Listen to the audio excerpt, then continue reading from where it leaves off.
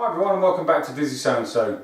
Today's tutorial is leggings, or in my case shorts, because I don't wear leggings. I do like exercise shorts to stop the thighs rubbing together, and as big and manly as me, it's important to stop the thighs down below. Right, so the pattern we're going to use is from the Great British Sewing Bee book, and it comes with these fantastic patterns. But they're all a little complicated to understand because you've got about 10 patterns on there. And the other thing you don't want to do is cut it out because you'll lose the other patterns. So the first thing we're going to do is we're going to trace the legging patterns out and use that to cut our material. So here we have it, our traced out legging pattern, and you can see I've cut mine off into a short, and I've measured that from the crutch, so the inside leg measurement, down the inside leg to just above my knee, and then left some seam allowance so we can fold it back and do it there. I've chosen this funky fabric, which is a two-way stretch, and we've folded it over, so we're going to cut two pieces in one go. But first we'll pin it to the fabric. You can use a roller cutter on a mat, but I'm still waiting for my mat to arrive, so I'm going to pin it and cut it with fabric scissors. Try not to pull the fabric when you're cutting it. Allow it to stay neutral so there's no stretch when you cut it, otherwise if you stretch it to cut it, it won't be the right size when you're finished.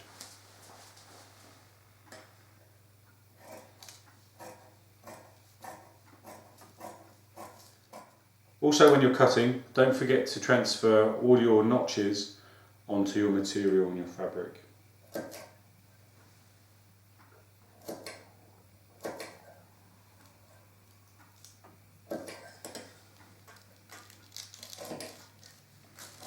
Something else to mention when laying your pattern piece on your fabric is to make sure the grain lines run along the grain line of your fabric, or the pattern grain line runs of the fabric. And the two-way stretch on this material stretches that way, not up and down, otherwise you'll struggle to get in it. So let's start sewing. So the first thing we're going to do is place our fabric right sides to right sides. We've got the body seams, and then we've got the leg seams. Obviously if you're making leggings, they'll go all the way up down there.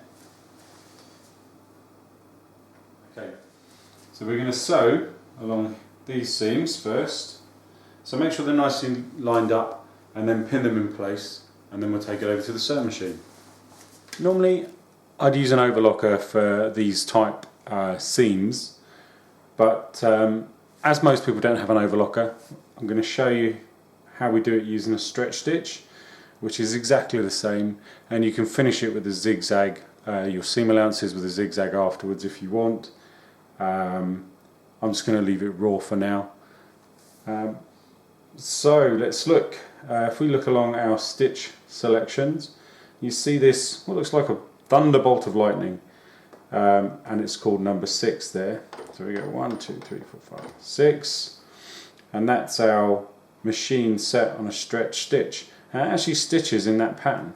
So as you pull, or as the material stretches, it doesn't pull against the thread and doesn't cause it to snap. So you won't be halfway down the street and your shorts fall off. When sewing these stretchy fabrics, don't pull on the fabric and don't allow them to hang because they'll stretch naturally. Keep everything supported on the table, and also make sure you've got a ballpoint needle in your machine. That helps push through the fibres of the fabric as opposed to trying to pierce them.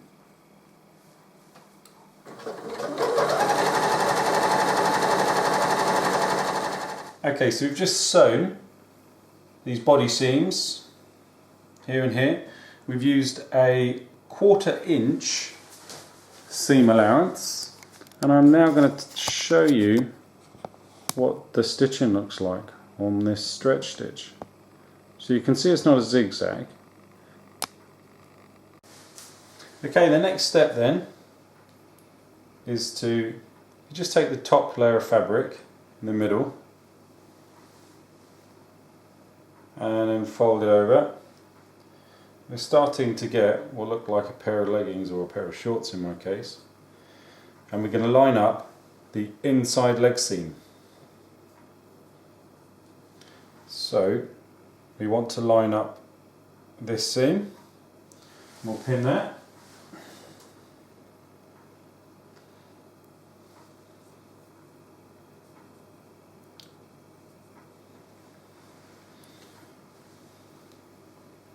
And then we'll line up the other side. And we'll pin all the way down so it's nicely controlled. And then we're going to sew all the way along from one end to the other of the inside leg seam. So next we're going to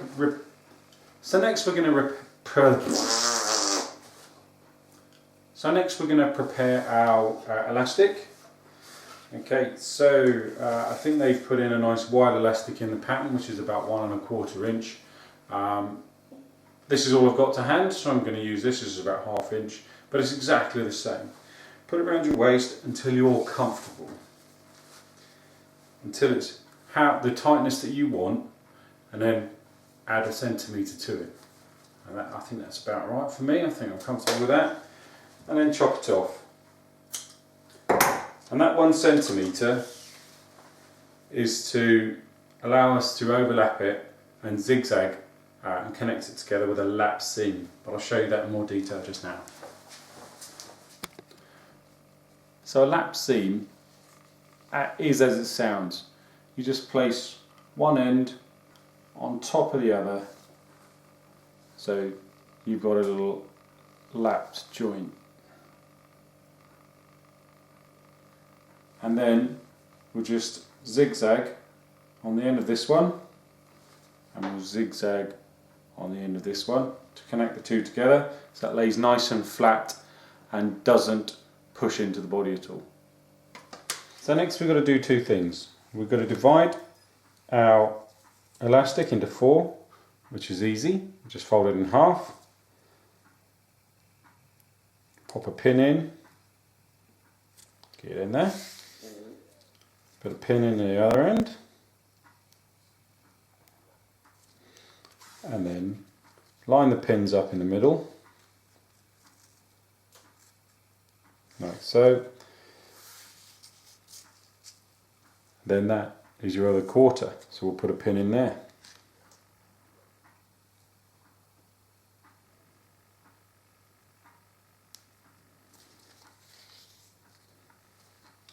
So there's our markers on our elastic.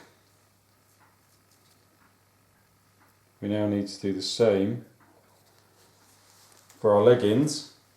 And if we look at our leggings, we've already got one set of markers already, and that's the seams. It's the body seams.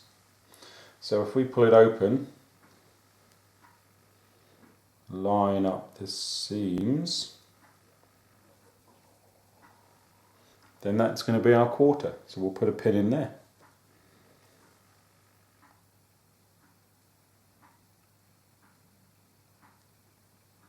There goes one. Making sure the seams are still lined up to the other side.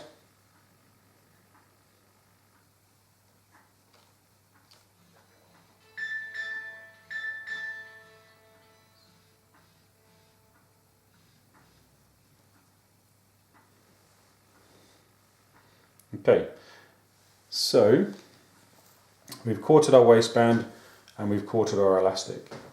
Now, where the pins are marking the elastic and where the pins are marking the fabric, we are going to join the fabric and the elastic together.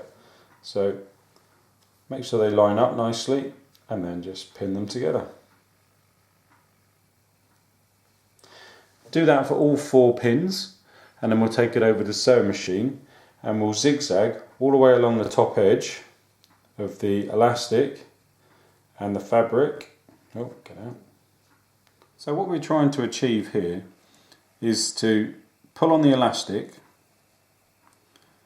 so it stretches to meet the length of the lycra material underneath, but not pull it too much that we're stretching the lycra. And then we're going to zigzag all the way along the top edge, and we'll do that in quarters, hence the pins. So as you can see here, we've zigzagged all the way along the top edge of that elastic, and you can see that here. So what we're now going to do is fold it over and then zigzag all the way along this edge here, and that will be our waistband complete.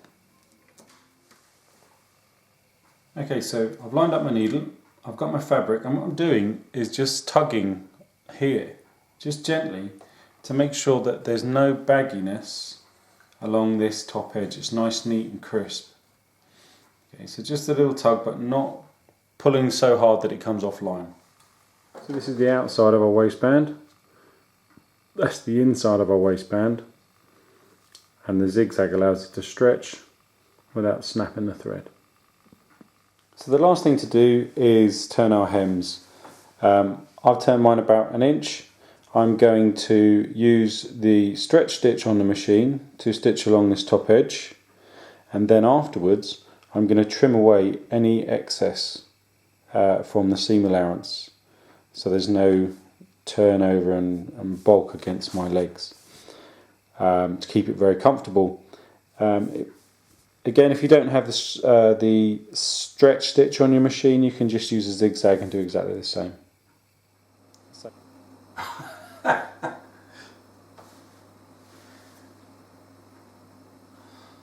Well, there you go.